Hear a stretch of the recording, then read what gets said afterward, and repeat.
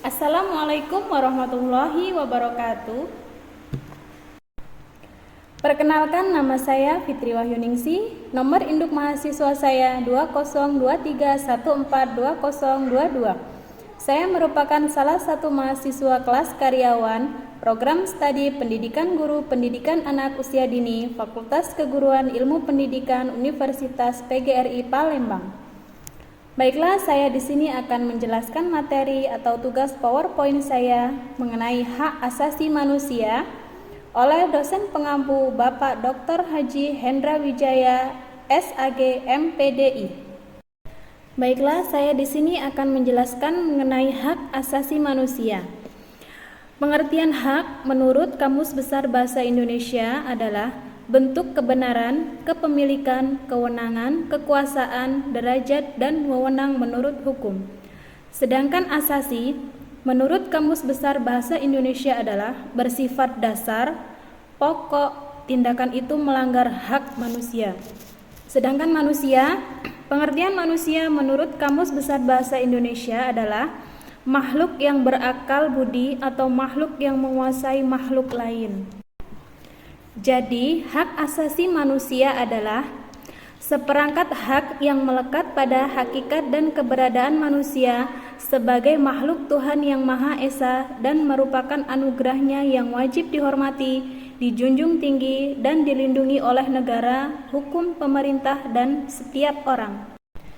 Hak asasi manusia itu dibagi menjadi 3 rumusan masalah. Yang pertama, bentuk-bentuk pelanggaran HAM, yang kedua, tanggung jawab pemerintah untuk melindungi HAM, dan yang ketiga, pemajuan dan perlindungan HAM. Mari kita masuk pada pembahasan submateri yang pertama, yaitu bentuk-bentuk pelanggaran HAM.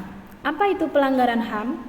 Menurut Undang-Undang Dasar, pelanggaran HAM adalah setiap perbuatan seseorang atau kelompok orang termasuk aparat negara, baik disengaja maupun tidak disengaja, atau kelalaian yang secara melawan hukum, mengurangi, menghalangi, membatasi, dan atau mencabut HAM seseorang atau kelompok orang yang dijamin oleh undang-undang dan tidak mendapatkan atau dikhawatirkan tidak akan memperoleh penyelesaian hukum yang adil dan benar berdasarkan mekanisme hukum yang berlaku. Saya di sini akan memberikan contoh pelanggaran ringan HAM dalam masyarakat, yaitu yang pertama, penganiayaan, yang kedua, pencemaran nama baik, yang ketiga, perusakan fasilitas umum, yang keempat, main hakim sendiri, yang kelima, tidak toleran terhadap perbedaan, yang keenam, penyiksaan orang tua atau anggota keluarga. Baiklah, kita masuk pada pembahasan masalah yang kedua. Tanggung jawab pemerintah untuk melindungi hak asasi manusia atau HAM. Pemerintah wajib dan bertanggung jawab menghormati, melindungi, menegakkan, dan memajukan hak asasi manusia yang diatur dalam undang-undang ini, peraturan perundang-undangan lain, dan hukum internasional tentang hak asasi manusia yang diterima oleh negara Republik Indonesia. Dan untuk subbahasan yang ketiga, yaitu pemajuan dan perlindungan hak asasi manusia atau HAM. Apa itu pemajuan HAM?